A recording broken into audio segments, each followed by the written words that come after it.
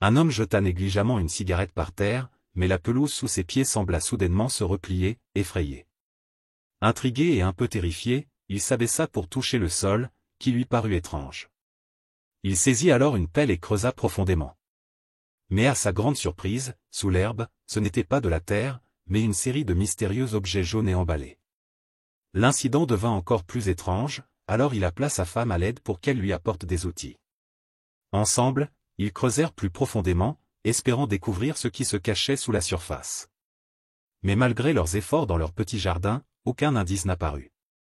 Alors qu'ils commençaient à se décourager, des cris aigus et perçants résonnèrent soudain autour d'eux. Un bruit qu'ils n'avaient jamais entendu, presque comme venant d'un autre monde. En panique, Tom monta sur une échelle pour voir d'où provenaient ces bruits, mais lorsqu'il arriva sur le toit, il resta figé de peur. Le paysage qui s'étendait devant lui semblait infini, des rangées de maisons identiques à perte de vue, jusqu'au ciel. Il sentit une vague de désespoir l'envahir, sans comprendre où il se trouvait. Il se rappela alors, il y a un mois, quand lui et sa femme Lisa étaient venus visiter un promoteur immobilier. Ils cherchaient à acheter leur première maison. Martin, un agent charmant, les avait emmenés voir un lotissement dans la banlieue. Bien que l'endroit fût isolé, l'environnement était agréable et les prix étaient ridiculement bas, seulement $200 le mètre carré, et ils pouvaient emménager immédiatement. Cela avait séduit le couple, qui avait accepté la visite avec enthousiasme. Tout semblait parfait au début, avec des maisons bien agencées et une atmosphère calme. Mais ils ne remarquèrent pas que même les nuages dans le ciel étaient disposés de manière étrange, comme si quelqu'un les avait placés là. Lors de la visite de la villa numéro 9, la maison leur sembla idéale, spacieuse, simple et lumineuse. Cependant, après avoir visité la chambre d'enfant, Martin commença à se comporter de manière bizarre. Il leur proposa alors de visiter l'arrière-cour, mais après être entré, il se tourna sans un mot et partit sans prévenir. Lorsqu'ils se retournèrent, il avait disparu, ainsi que sa voiture. Inquiets, Tom et Lisa décidèrent de partir. Mais bizarrement, peu importe le chemin qu'ils prenaient, ils revenaient toujours à la villa numéro 9. Après plusieurs tentatives infructueuses, la nuit tomba, et leur voiture tomba en panne. Ils étaient piégés, sans signal téléphonique et totalement isolés. Lisa appela à l'aide, mais tout ce qu'elle entendait était l'écho de sa propre voix. Épuisés, ils décidèrent de se reposer dans la villa. Heureusement, ils trouvèrent une boîte de fraises dans le réfrigérateur. Elle n'avait aucun goût, mais c'était mieux que rien. Le lendemain, Tom monta sur le toit pour observer la situation, et il eut un choc en voyant l'étendue de la communauté qui ne semblait jamais finir. Il tenta d'écrire un message de détresse sur le toit, espérant qu'un avion passerait, mais il n'y eut aucune réaction. C'était comme si le ciel entier était vide, sans oiseaux, sans vie. Tom et Lisa décidèrent alors de suivre le soleil pour s'échapper. Ils sautèrent de clôture en clôture, mais à la fin de la journée, ils étaient toujours coincés. Le seul espoir survint lorsqu'ils aperçurent une maison allumée au loin. En courant vers elle, ils pensaient enfin sortir de ce cauchemar. Mais une fois à l'intérieur, leur espoir se transforma en terreur. Ils étaient revenus à la villa numéro 9, et un mystérieux carton rempli de nourriture et de fournitures y attendait. C'était comme si quelqu'un les gardait ici délibérément. Bien que Tom ne sache pas quel était le but de cette personne, il décida de ne pas rester là sans rien faire.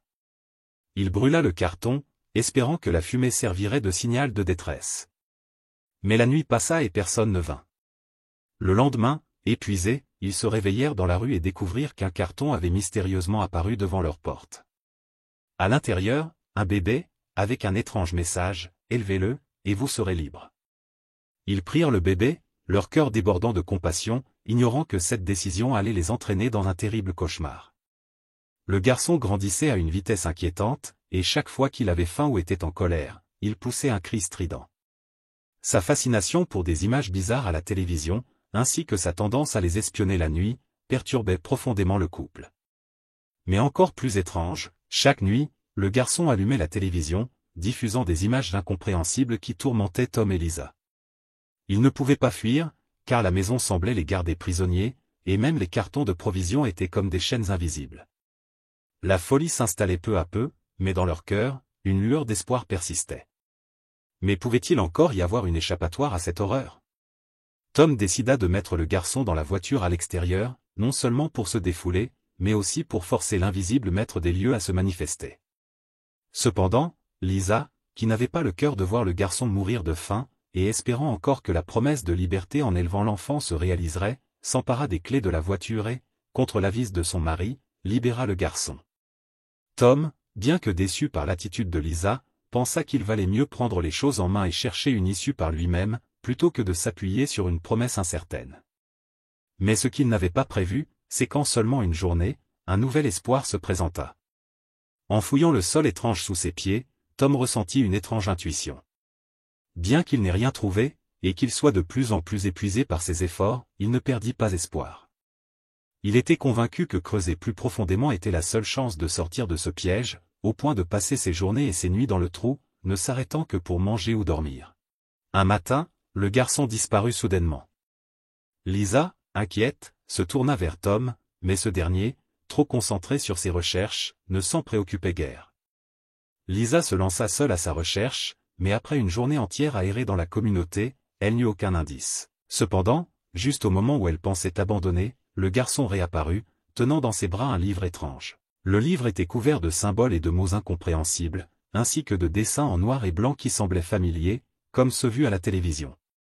Lisa, curieuse, elle éteignit la télévision noire et blanche et, en l'encourageant à imiter chaque geste et mot, elle espérait obtenir des réponses. Chaque fois que le garçon imitait parfaitement ses mouvements, elle l'applaudissait avec enthousiasme. Elle réussit enfin à le convaincre de mimer un mystérieux visiteur, celui qui lui avait donné le livre. Mais ce qu'elle découvrit ensuite la plongea dans une terreur profonde, les yeux du garçon s'étaient remplis de blanc, et une étrange excroissance apparaissait sur son cou, deux boules de chair qui ne ressemblaient en rien à celles d'un être humain. Les mois passèrent, et le garçon devint un jeune homme robuste. Lisa, maintenant convaincue qu'il n'était pas humain, vivait dans une peur constante. Malgré les taquineries et les brimades du garçon, elle n'osait rien dire, de peur que lui ou son mari ne soit victime de violence. Chaque jour, ils se réfugiaient dans leur chambre et barraient la porte avec une chaise pour se sentir un peu en sécurité. Lisa regrettait profondément d'avoir sauvé le garçon du véhicule, pensant qu'il vivrait sûrement mieux sans lui.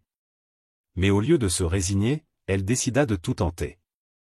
Elle remarqua que le garçon sortait tous les jours avec son livre, revenant plus tard après avoir disparu pendant un moment. Lisa pensa alors à le suivre discrètement, espérant découvrir un moyen de s'échapper. Mais le garçon semblait toujours la semer habilement, la faisant perdre le nord. De son côté, Tom continuait de creuser, pensant avoir trouvé un indice important. Mais ce qu'il déterra ne correspondait en rien à ce qu'il attendait, un corps enveloppé dans un plastique. Horrifié, il grimpa précipitamment à la surface, mais la fatigue le rattrapa et il s'effondra, à bout de force. Heureusement, Lisa revint juste à temps et trouva Tom presque inconscient. Elle tenta de le ramener à l'intérieur, mais la porte était verrouillée. Peu importe combien elle criait, aucun bruit ne se fit entendre de l'intérieur. Désespérés, ils durent passer la nuit dans la voiture. Mais la santé de Tom se détériora rapidement. Le lendemain, Lisa tenta de supplier l'homme pour obtenir de l'aide. Cependant, il lui répondit froidement que Tom était désormais inutile, et qu'il n'y avait plus de raison de le soigner. Tom mourut dans les bras de sa femme, sa maladie ayant emporté ses dernières forces.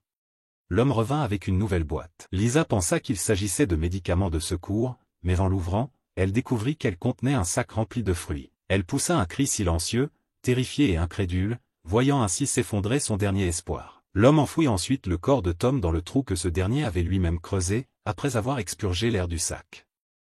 Lisa, seule, assista à toute la scène, le cœur brisé, incapable de saisir l'ampleur de sa solitude et de son impuissance. Le lendemain, Lisa se cacha dans la voiture, attendant que l'homme sorte. Lorsqu'il s'éloigna sur la route, sans se méfier, elle s'approcha discrètement et frappa violemment sa tête avec une barre. Elle tenta à nouveau de l'attaquer, le forçant à se traîner sur le bord de la route avant qu'il n'ouvre le sol sous lui pour y disparaître. Lisa, déterminée, empêcha le sol de se refermer, voyant une ouverture. Elle se glissa alors sans hésiter et se retrouva dans un autre espace souterrain, rouge comme le sang. Là, l'environnement ressemblait à la maison où elle avait vécu avec Tom, mais cette fois, c'était un autre couple, un autre enfant qui semblait être dans la même situation. Horrifiée, Lisa commença à comprendre que cet endroit était une sorte de piège sans fin. Elle tomba encore et encore dans d'autres dimensions de ce lieu étrange, sans jamais réussir à en sortir, jusqu'à revenir à la maison neuve. Accablée par la fatigue et le désespoir, Lisa se traîna dans la maison. Alors qu'elle se résignait à l'idée qu'elle ne pourrait jamais échapper à cet endroit, l'homme continuait de se débarrasser de tout, effaçant les traces de Tom et de son existence. Un jour, l'homme la captura, l'enferma dans un sac, et la jeta dans le même trou où Tom reposait, là où d'autres âmes semblaient déjà prisonnières. Lorsqu'il eut fini, le sol se referma, effaçant toute trace de ce qu'ils avaient vécu. L'homme partit ensuite en voiture, et arriva à l'endroit où il avait une fois rencontré Lisa et Tom. Là, il prit l'ancien travail de Martin, et après quelques formalités, il prit sa place, continuant le cycle, prêt à accueillir de nouveaux clients. Et voilà, c'est la fin de cette vidéo. Si tu as aimé, n'oublie pas de laisser un like, de t'abonner et d'activer la cloche pour ne rien manquer de mes prochaines vidéos. Ton soutien me motive à te proposer encore plus de contenu époustouflant. Merci d'avoir été là, et à très bientôt pour de nouvelles aventures.